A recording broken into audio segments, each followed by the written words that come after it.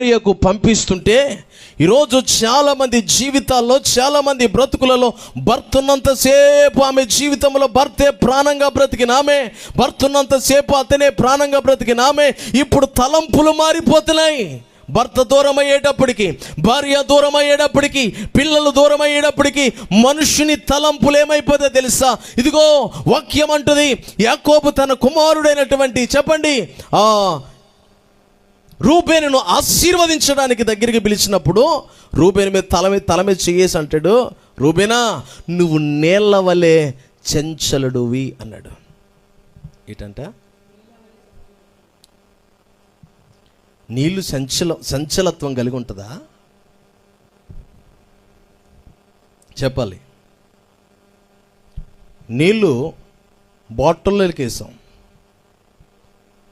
కుటుంబంలో పిల్లలకు, భార్యకు పంపిస్తుంటే ఈరోజు చాలామంది జీవితాల్లో, చాలామంది బ్రతుకులలో భర్త ఉన్నంతసేపు ఆమె జీవితంలో భర్తే ప్రాణంగా బ్రతికినామే, భర్త ఉన్నంతసేపు అతనే ప్రాణంగా బ్రతికినామే.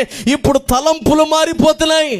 భర్త దూరం అయ్యేటప్పటికి, భార్య దూరం అయ్యేటప్పటికి, పిల్లలు దూరం అయ్యేటప్పటికి మనుషుని తలంపులు ఏమైపోతాయో తెలుసా? ఇదిగో వాక్యం అంటుంది, యాకోబు తన కుమారుడైనటువంటి చెప్పండి రూబేనును ఆశీర్వదించడానికి దగ్గరికి పిలిచినప్పుడు రూబేను మీద తల మీద చెయ్యేసి అంటాడు, రూబేనా నువ్వు నేళ్ల వలె చంచలుడువి అన్నాడు. ఏంటంట? నీళ్ళు సంచలత్వం కలిగి ఉంటుందా? చెప్పాలి. నీళ్ళు బాటిల్లోకి వేసాం, ఈ బాటిల్లో వేసాం, బాటిల్కి అనుగుణంగా మారింది. వినండి, సొంబులోకి వేసాం, అనుగుణంగా మారింది. డెక్షాలోనికి వేసాం, ఫ్రిడ్జ్లో పెట్టాం, ఐసుకు అనుగుణంగా మారుతుంది. అంటే నీరుకు చెప్పండి వాటి పరిస్థితిని బట్టి ఏం చేసుకుంటా తెలుసా? సంచలత్వం. రూబేను జీవితం కూడా ఎలా ఉందో తెలుసా? నీళ్ళు కంటే అది తగిన జీవితం. కానీ నీ మనసు ఎలాంటిదో తెలుసా?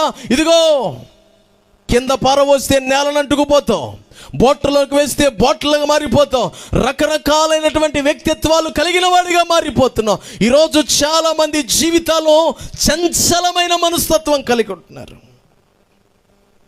చంచలమైన మనస్తత్వం.